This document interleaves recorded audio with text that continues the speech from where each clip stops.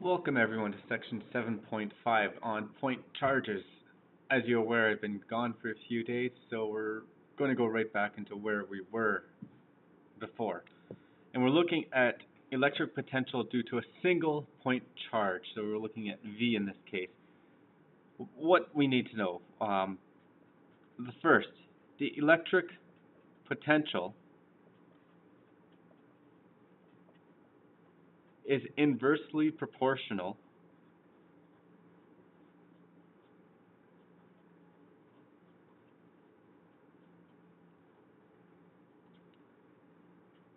to the distance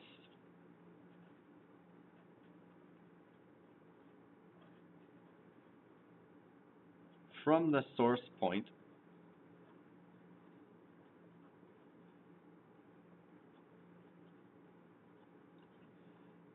and directly proportional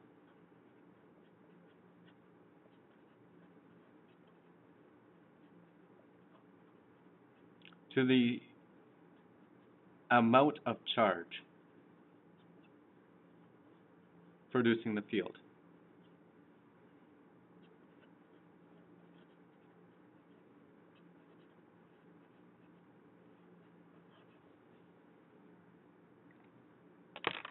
Mathematically, what this tells us is that our electric potential, V, which is inversely proportional to the distance from the source,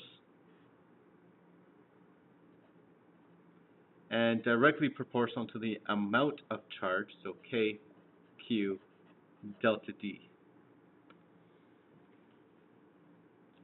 So basically, if we set the location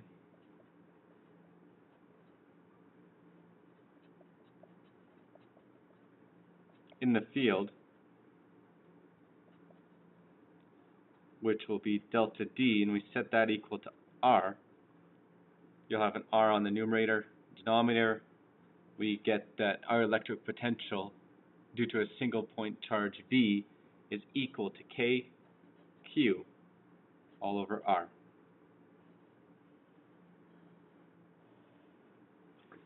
And let's think about this relationship just for a few minutes. And I'm going to have a diagram set up here. If we say in this diagram, and we set a point charge located at the origin. So there's my point charge right there. Do note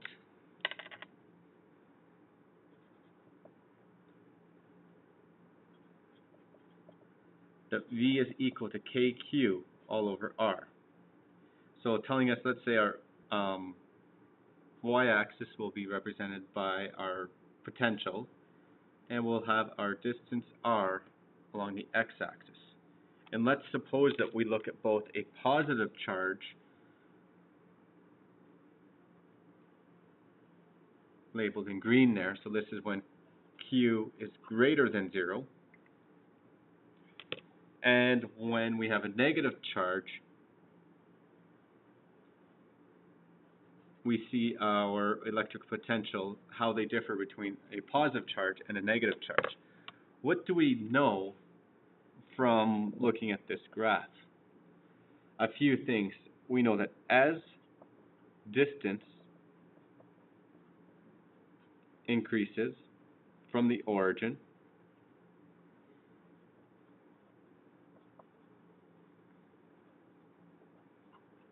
what's happening to our magnitude of V? Our magnitude of V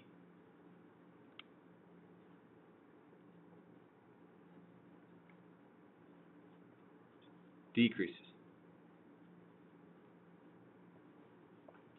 So what can we really say? We can say for a large distance away,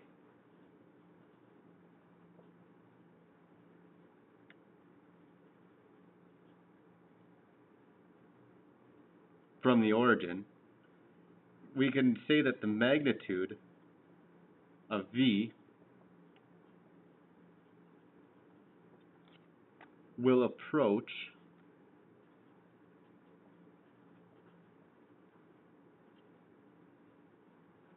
zero for farther enough distance away. What else we do need to know or note, if multiple charges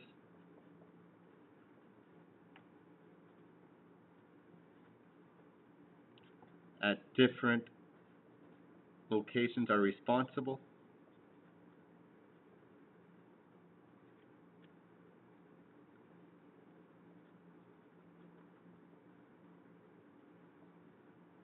for the electric potential,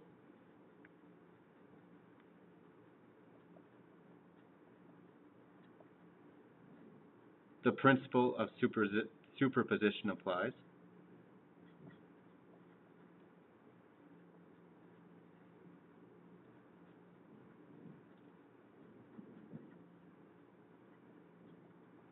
So the algebraic sum of the potentials must be found. That's what we need to know there. And finally, in an electric circuit,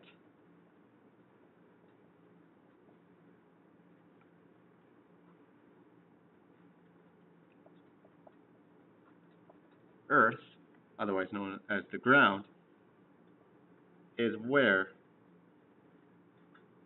the potential difference, V, is equal to 0.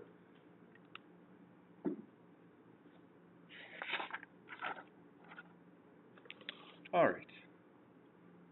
So what if we have a point charge? Let's call this point charge Q1 of 3.80 times 10 to the negative 8 coulombs is 3.00 meters east of point charge Q2, which has a charge of negative 2.5 coulombs. Calculate the total electric potential due to these charges at point R, and R is 1.5 meters north of Q2. So if we have Q2, Q1 is due east, and we have some point R north of Q2.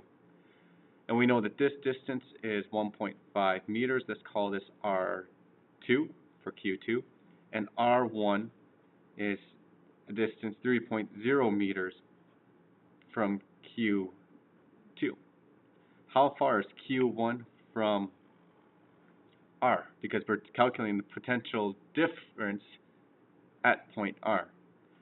Well, this difference, let's call it R1 capital R. That would be the square root from Pythagorean's theorem of 3.0 squared plus 1.5 squared. And if we were to calculate this out very easily, we would get a distance of 3.354 meters. And because we have two charges here, we have to apply the principle of superposition. So we have to calculate the potential difference due to V1. So that will be KQ1 over R1R, because we needed to know the distance away from R. So that will be K value, 8.99 times 10 to the 9. Q1, which was given to us in this case, I'm just going to write it down quickly so I remember, was 3.80 times 10 to the negative 8, and that will be all over that 3.354.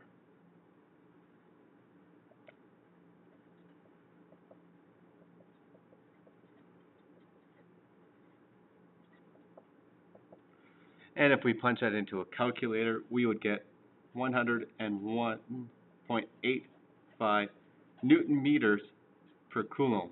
And the Newton meter, remember, is just the joules. So 101.85 joules per coulomb. And following a very similar practice for Q2, due to point R, we can figure out V2, which will be KQ2 all over R2. So that will be 8.99 times 10 to the 9.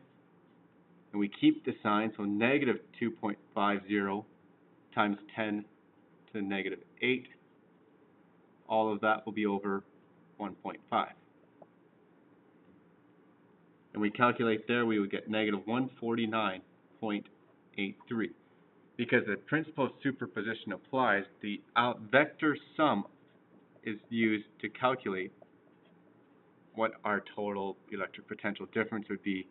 So that will be 101.85 add negative 49.83, that's 149.83, to give us negative 47.98. We need two significant digits in this case, so negative 48 joules per coulomb is the total electric potential due to the charges at point R. What if we introduce a third charge, Q3?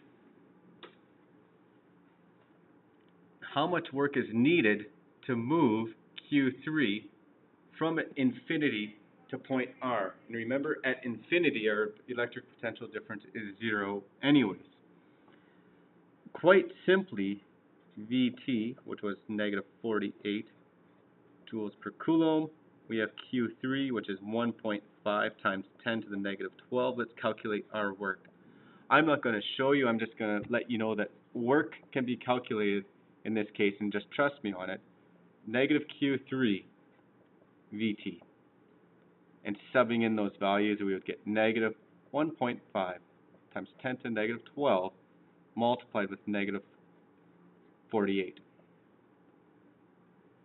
which is 7.2 times 10 to the negative 11.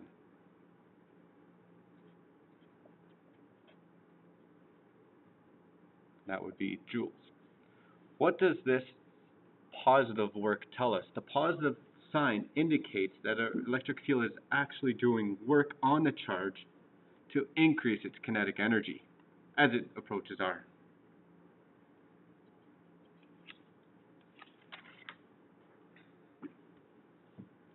Well, let us now look at the electric potential energy due to 2-point charges.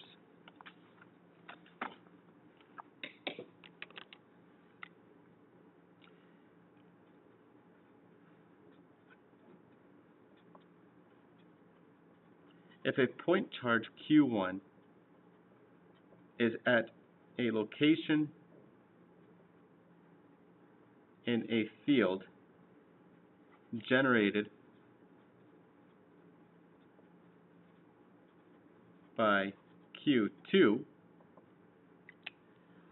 we know that the electric potential energy of Q1 can be calculated by Q1V.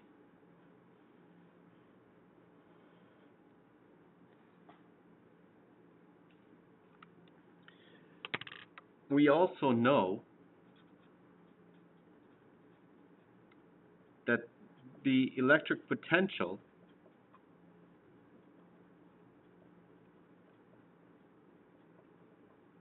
at a location R due to a point charge Q2 is V equals K Q2 all over R.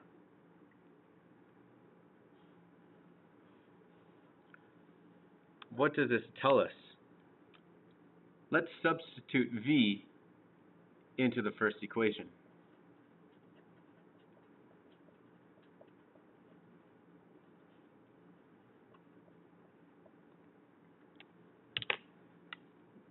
So that would mean electric energy is equal to K,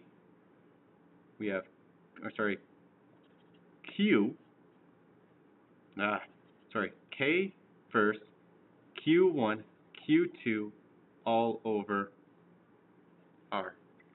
My apologies there. So let me write this out in a much nicer way so I don't have all these scribbles. Therefore, if 2 point charges are separated by a distance R,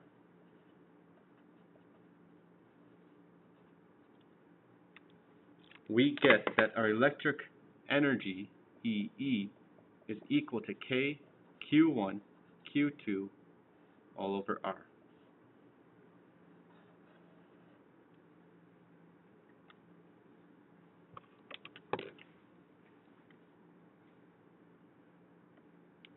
And going a little bit farther, if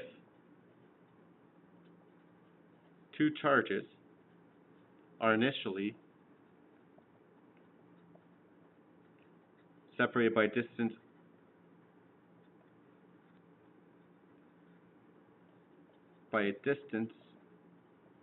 Ri and moved to a distance apart, let's say call it Rf, that tells us that our change in electric energy is equal to EEF minus EEI.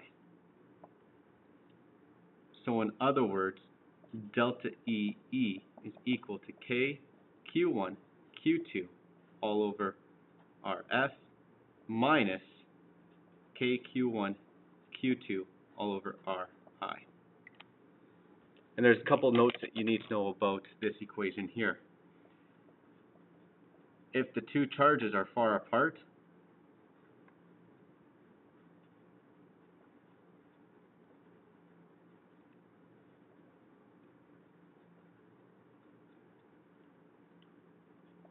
the potential energy approaches zero, just like we saw in that diagram earlier. And when we do these here, we will use the signs of the charges.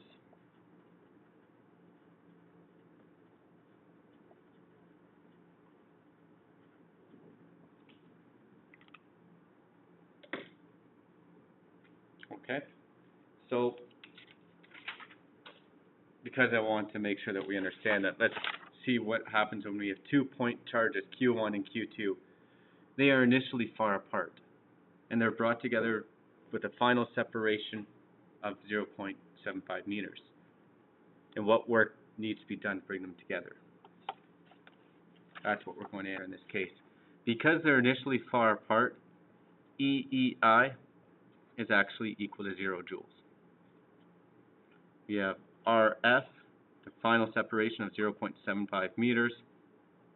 We have Q1 of 3.4 times 10 to the negative 6 coulombs.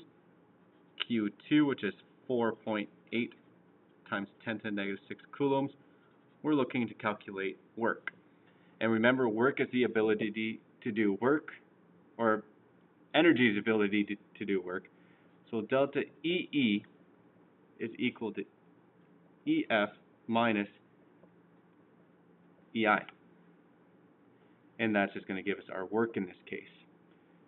Because we're initially far apart, 0. And it's going to be a matter now of taking K, Q1, Q2 all over that final separation. And when we actually substitute the numbers in,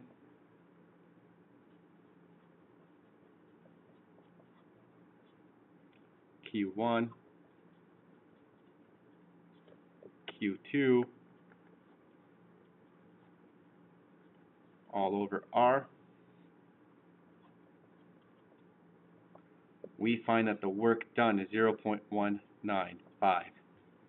And in this question, we're looking for two significant digits, so 0.20 joules.